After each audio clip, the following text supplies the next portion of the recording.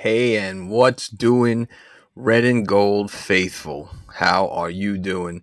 How do you like them apples, baby? Yesterday's win, 26-21 over the Saints in New Orleans, 2-0 on the road behind the eight ball with Mac Jones, with no George Kittle, with no Brandon Ayuk, with a banged up Trent Williams, a banged up Juwan Jennings, some rookie defenders. How do you like them apples? That's all I got to say. That's all I got to say. But listen, man, this game went exactly how I figured it would. I'm not trying to say that to blow smoke up my own ass, but it's exactly how I figured it would go because coming into this game, we knew that due to the situation with all the injuries, it was going to be a lot different than it was a week before where we had everybody fresh other than Brandon Ayuk. So, once again, no Ayuk, no Kittle, no Purdy. We lost Jusek to a concussion. And tell you the truth, we pulled a win out that was much needed.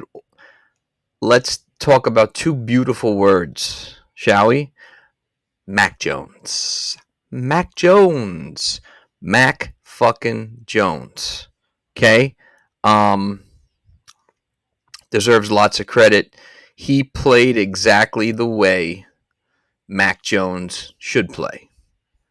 That's exactly what we expect from him when we talk about Mac Jones. What did we say about going into this game? We said didn't have to throw the ball downfield for 30 and 40 yards a pop. Just had to be consistent, not make mistakes, and not turn the ball over. What do we get? 26 for 39, 279, averaging 7.2 yards per throw. 3 touchdowns, no picks, with a rating of 113.1. If that's not great, I don't know what is. Mac fucking Jones. Under control. Started out a little slow. Tried to run the ball 6 times, 6 yards.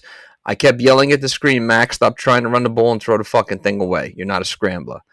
But the most impressive thing that Jones did was he connected with Juwan Jennings, Ricky Pearsall, Christian McCaffrey, Kendrick Bourne, Jake Tungus, Luke Farrell, Kyle Juice, and Brian Robinson Jr. 8 different receivers out on the field. And that's what we're talking about when we said what Mac Jones had to do to be victorious in this game. He did it. That's exactly what he had to do. Okay, so again, another tight win, but we're 2-0. We're 2-0 in a very competitive division. The Rams are 2-0. The Cardinals are 2-0. Seattle's 1-1. And we did it both on the road. Depleted of some studs. So 49 fans, we got to feel good about ourselves. We're in a great place right now. I just want to say to some of these so-called sports journalists, suck a dick. Okay? Some of these sports journalists who talked a lot of shit about this team can suck a dick. Because in 2 weeks on the road with a lot of injuries, they were able to pull out 2 victories. And let me tell you something. Kyle Shanahan and Robert Saleh coached 2 gems of games. 2 gems of games. So all these so-called experts, these so-called geniuses, these so-called journalists who were talking crazy amounts of shit about us earlier in the season, saying how we were overrated, too young, Purdy, it's too much money, Juwan Jennings with the contract and the calf, Brandon Ayuk may not come back the way he was, Christian McCaffrey doubtful, Trent Williams, suck a dick, okay? Suck a dick, okay? Or you know what? Get online and apologize. Get online and talk about these last 2 weeks, the great things we're seeing. Let's just break down the great things we're seeing. Number one, yesterday, I saw an offense that was controlled, an offense that was balanced, an offense that was magnificent when it came to sharing the ball. Hats off to Luke Farrell and Jake Tongas. Hats off. They have done an amazing job at filling in for George Kittle, not just catching but blocking. Okay? Hats off to both of them. Hats off to Christian McCaffrey in his first 2 weeks. You know, he's been busy nonstop and looked great. Hats off to Mac Jones. Hats off to Shanny. Hats off to the defensive unit. Hats off to D fucking Winners. D Winners is an absolute monster. D Winners is an absolute gargantuan beast. Just causing havoc the last 2 weeks all over the field. Any talk about there being doubts about his game, any talk about him not being in to fill in for Dre Greenlaw,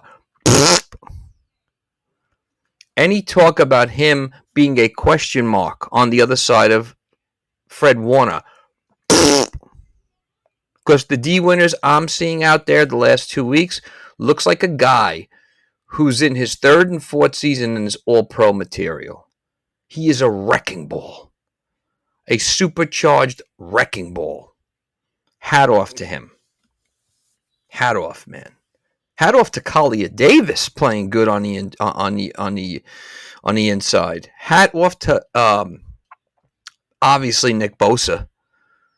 Right? Hat off to Fred Warner. Fred Warner is just Fred Warner's a superhero. Fred Warner is a superhero. And hats off to Diamador Lenore. Listen, the hyena is mega legit. Here's what I don't understand. Why don't I see more so-called journalists and experts mentioning his name every week? Have you seen the stats on what he's done to opposing receivers and what he's allowed? He is killing it. He is playing just outstanding football. He's one of the top 5 corners in this league by far. So hats off to him. I couldn't be happier with what I'm seeing. I couldn't be happier. Let me just say this. That New Orleans team that we saw late yesterday, not a bad team. Not a bad team. Spencer Rattler played phenomenal. Going to be good. Alvin Kamara looks like he's back to himself. Chris Olave, when healthy, is a phenomenal wide receiver. The player that people should be talking about, who we've been waiting to break out for the last 2 years, is Juwan Johnson. Juwan Johnson is, in the words of Rick James, a super freak. Did you see that jumping catch he made yesterday? He doesn't look like a tight end. He's tall, he's lanky, he's strong, and he's athletic. Scary. That is not a bad Saints team. Demario Davis looks like he's 25. That is a hell of a good team. Brandon Staley is a very good defensive coordinator. That's where he was made his bread and butter when he was defensive coordinator for the Rams. Okay, and Kellen Moore looks like he's a head coach. They may be 0-2, but they've been in both games. That is a very good, that's going to be a very good Saints team. Believe me. Believe me. That team has a lot of potential. And I was a doubter at first, too. What I saw yesterday, that is not the same Spencer Rattler we saw last year. Okay? Let me say that much. But let's get back to San Francisco. Just looking at some stats. Let's talk about the 3 billion pound elephant in the fucking room.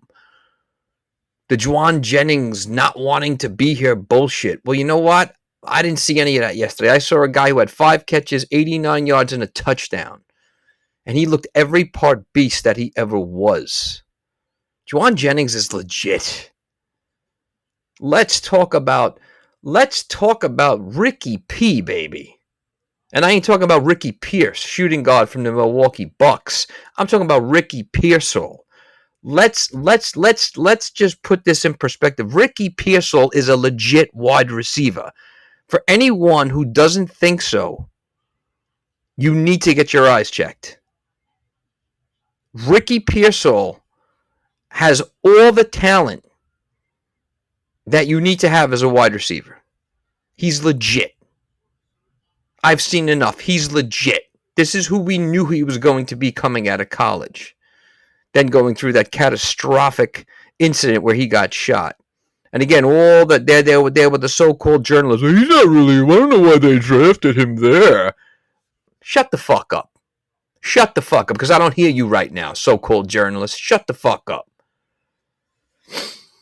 And for anyone saying, well, Christian McCaffrey, he didn't have over 100 yards on the ground. No, but in the last 2 weeks, I think, what did he have last week? 9 catches. This week, he had 6 catches. Do the math. 15 catches already out of the backfield.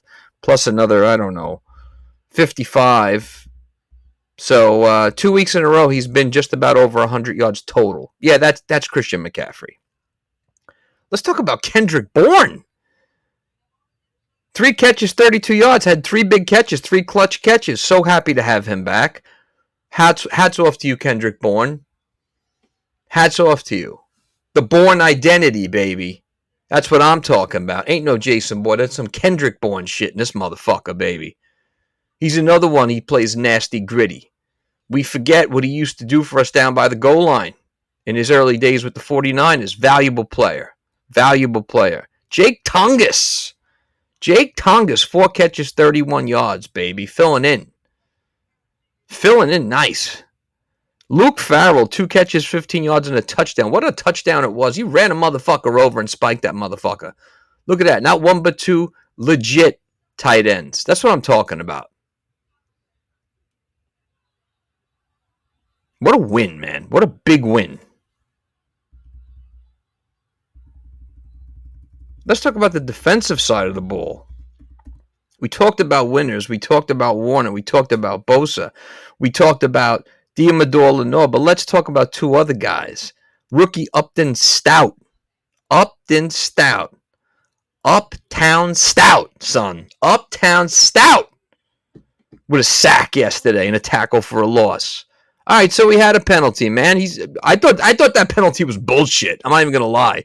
That dude's playing like he's got a rocket booster. What about Marcus Siegel, baby? 5 tackles. 2 solos, baby. What about rookie standout Michael Williams? Looking like he's been there for 5 years. 2 tackles for losses. Big on that last play where they dumped on Rattler. 5 tackles altogether. What about Renardo Green, baby? 5 tackles. 1 pass defended. Come on now. And then let's talk about, this is my favorite. I want to say thank you to the Philadelphia Eagles. While you do make a lot of good decisions in the front office, here's one you got wrong. His name is Bryce Huff. Thank you very much for paying him all that money and paying his salary. Because when this season ends and Bryce Huff has 10 sacks, he's going to be looked at as one of the most underrated players in the league with large amounts of talent. Okay? Thank you for Bryce Huff. Love seeing him out there yesterday get that sack yesterday. Love it. Hey, let's talk about the other good things this team did yesterday. All right, Eddie Pinheiro missed extra point. Sure. But he did make his 2 field goals. He's 2 for 2 there, so he's still perfect there. Let's talk about something no one's talking about a lot. Thomas Morstead put 2 punts inside the 20. May not have the boom leg that Mitch Wishnowsky did, but he's very accurate when putting the ball inside the 20. Real quick, team stats. What I wanted to bring up was, how about the fact that the Niners didn't have a fucking penalty in the first half? That's called progress and learning from the week before where you had 9 altogether. Okay? 344 total yards. 267 yards in the air. Running the ball, we only had 77. You would have never known that. And New Orleans had 121 rushing yards. What is the rule? When we hold teams under 100 yards, usually we win. Well, we didn't hold a team under 100 yards, and we won. So hat off to the 49ers for that. Only 5 penalties, 40 yards. That came in the second half. And we outheld them on the possession, 30 minutes to their 29. So, huge win. Huge fucking win, baby. I'm feeling good about this, as I'm sure all you are. I don't care what anybody says. Let me tell you this much. This team, this ain't no rebuild. This never was a rebuild. They just had to reload, and reload they have. And when the season starts to pick up more steam and this team is rolling bigger, just like they were in the past, a lot of the so-called experts are gonna, well, I didn't see that coming, or they're the underdog, or they were in the shadows. No, they weren't. No, they weren't. No, this is a well-coached, well-put-together team with lots of talent, veteran, young, rookie, and most importantly, is they're all playing as a unit. You don't see that a lot. They're all playing together on all ends of the ball. Are there things they still have to get correct? Sure. But what I'm seeing right now is a team that can easily win 12 to 13 games, hands down. Easily. Easily. And you can say what you want about easy schedules. Let's face it, there ain't no easy schedule in the NFL. The first 2 weeks, we played 2 good teams. Seattle's not as bad as I thought. Good coach, lots of talent, and New Orleans is not nearly as bad as I thought they were going to be. Keep an eye on them. Keep an eye on them. If Spencer Rattler can do what he did yesterday, multiply that by a couple of games, they could be trouble as they build up in the future. Okay? So this 49er team, maybe some people didn't see it coming, but we know the deal. We, the red and gold faithful, know the deal. This team is legit. And for anyone who thought this was a rebuild, shame on you. This was never a rebuild. We just had a reload, baby. And reloaded we look. Now, hopefully, we get Purdy back. Hopefully, Jusek had the concussion. He's okay to go this week. Hopefully, Trent Williams gets some more rest for that knee. One guy I definitely want to give a shout out to. I was somewhat impressed with what I saw from him yesterday. He filled in. I know Ben Barch went down what I think was an ankle. Hat off to Connor Colby, rookie from Iowa. I believe he was drafted in the 7th round. Didn't play like a rookie yesterday. Looked pretty good. Now, even though they gave up 3 sacks, 2 of them, I thought Mac Jones held on to the ball too long. But I'm liking what I'm seeing from that offensive line, man. So, hat off to Connor Colby for filling in. Folks, we're 2-0. We're 2-0. Maybe a lot of us expected it, but there were a lot of doubters, especially come the injuries after week 1. There was a lot of shit talking. Well, we're 2-0. So, win's a win, baby. Win's a win, baby. It's all that matters. And you know what? Like I said, Mac Jones, damn, bro. That's the Mac Jones that everyone knew was capable. That's the Mac Jones right there. That's his style. And I think a lot of people got it wrong when they thought, well, maybe he's going to come out gunslinging. No, that's not his game. When put with a great offensive coach who molds quarterbacks well in a very good system for quarterbacks, this is what you get. And he delivered. Mac Jones hung in that pocket a little too much yesterday. A little too long when he could have thrown the ball away. And he put that motherfucker on a dime a lot of the times. Great win. Great win. Remember this win. This was a good one. On the road, 2 weeks in a row, 2-0. Train going to keep it rolling, baby. Peace.